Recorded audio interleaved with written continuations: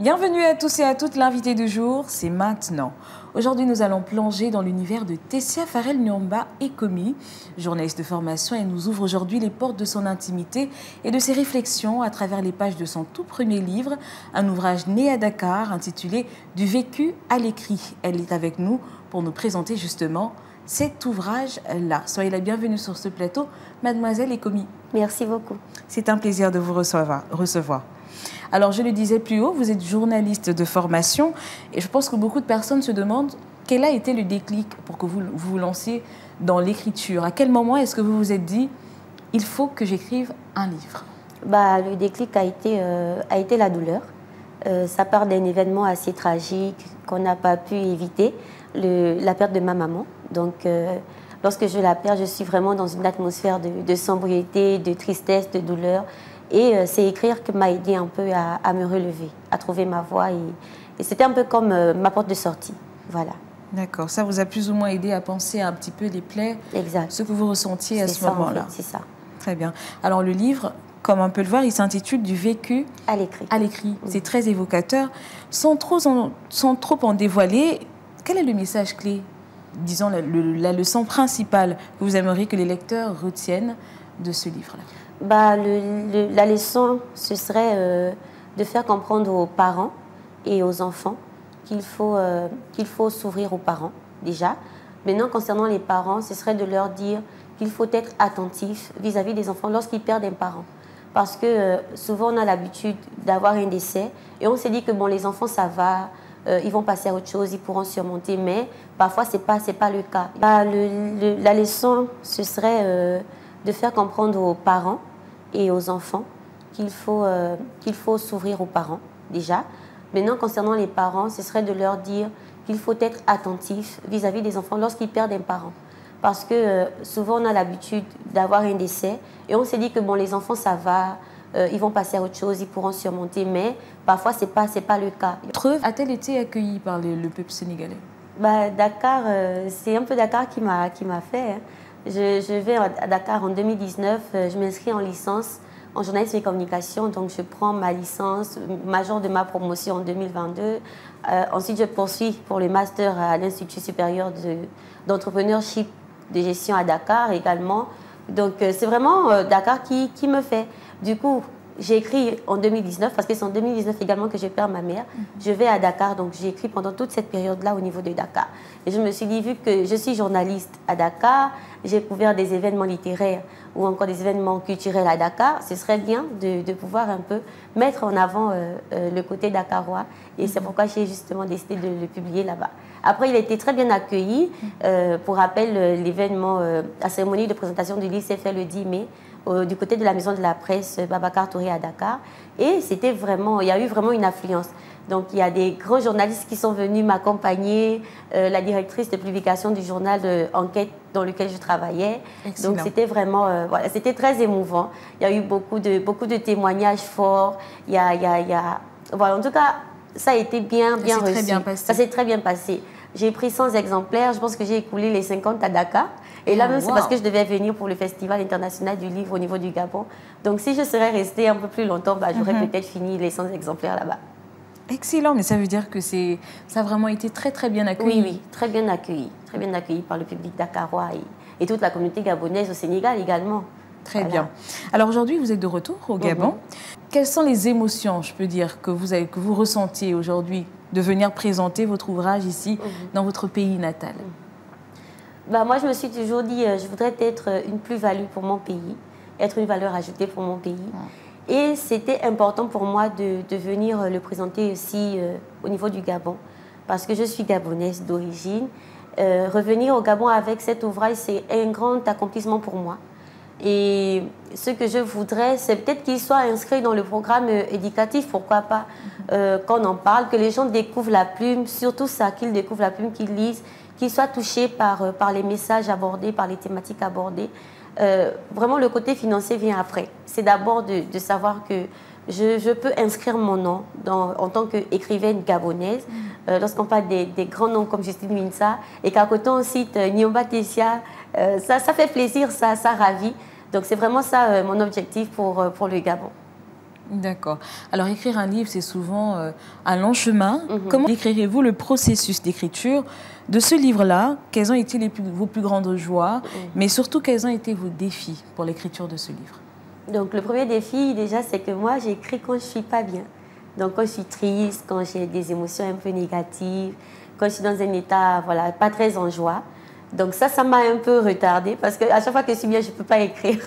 Du coup, ça, c'est un de mes plus grands défis. Vraiment trouver, je ne suis pas organisée.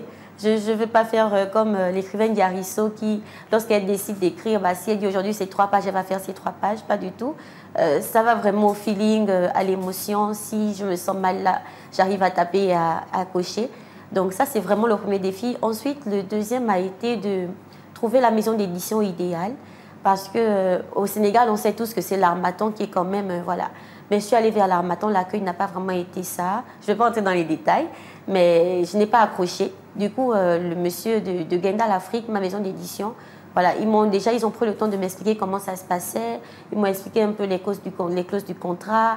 Ils sont allés dans les détails. Ils ont pris le temps sans attendre que je leur envoie même le manuscrit. Donc, voilà. Après... ce sont les quelques défis que j'ai pu rencontrer pour l'écriture du livre. Très bien. Alors, et les joies, parce qu'il y a des défis, mais peut-être aussi vous avez rencontré sur ce parcours-là quelques joies, on va dire ça. Oui, beaucoup de joie. Déjà, la sortie, c'est une très grande joie. Ma préfacière, c'est André-Marie Diagne, grande écrivaine. Elle est aussi professeure de français, formateur de professeur de français également. Et c'est également l'amie intime de Justine Minta. Donc, vraiment, beaucoup de joie parce que tu fais des rencontres exceptionnelles. Tu découvres des personnes des personnes que tu voyais souvent à la télé ou quand tu étais au lycée, tu te disais, bah, j'aimerais bien rencontrer cette dame-là. Et là, grâce à ce premier pas, à ce premier jet, j'ai eu la possibilité de découvrir beaucoup de personnalités, assister au Festival du livre international gabonais, le FILIGA, c'était vraiment magnifique. Donc, il y a beaucoup de joie derrière. Savoir qu'il y a des personnes qui m'appellent pour dire, bah, Fabiola, Tessia et tout, on veut ton livre, bah, ça ravit. Et c'est une énorme joie. Effectivement. Et où est-ce qu'on peut se le procurer et surtout à combien est-ce qu'on peut se le procurer? Actuellement, il est disponible avec moi. Je cherche à l'inscrire dans les librairies et il est à 5 000 francs seulement. Il vient du Sénégal, il est à 5 000 francs. Waouh. Donc, vous pouvez me contacter directement ou passer par la critique de FJ. C'est ma page Facebook. Et vous m'écrivez et ensuite je vois comment vous transférer ou vous donner le livre. Très bien. Et on peut vous contacter sur quel numéro? Donc, c'est le 074 50 06 29. C'est ça. Très bien. Alors, notre émission tire à sa fin, déjà, je dirais, malheureusement. Assez tôt.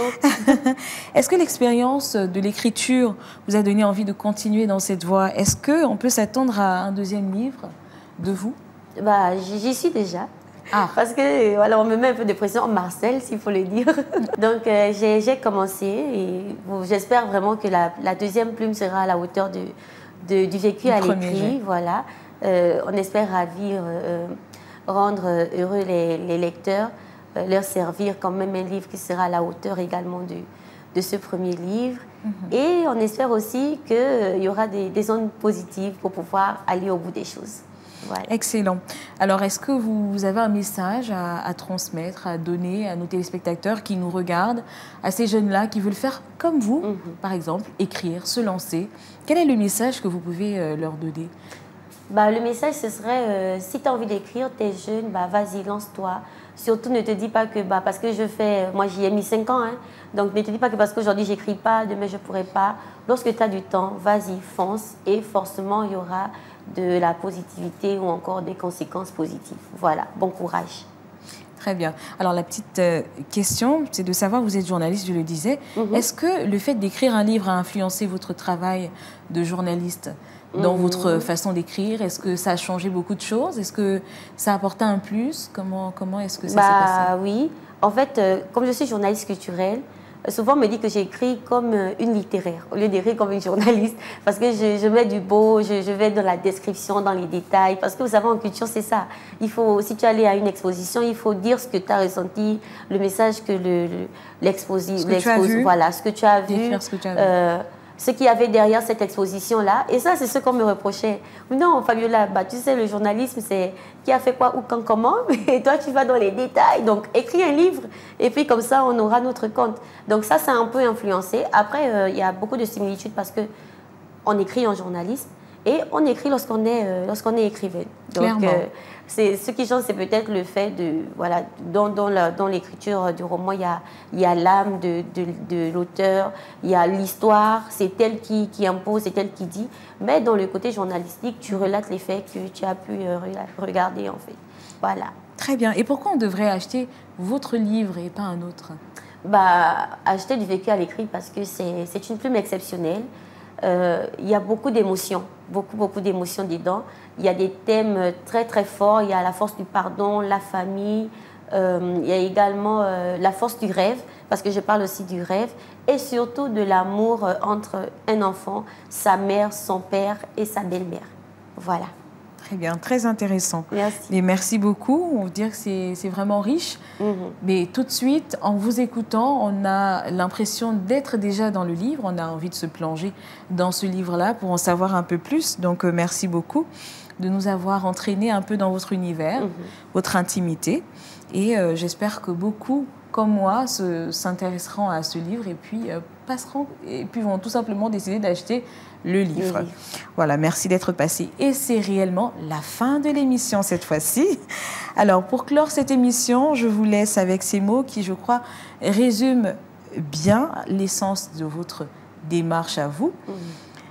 Chaque vécu est une histoire qui mérite d'être racontée, car c'est en partageant nos chemins que nous éclairons ceux des autres.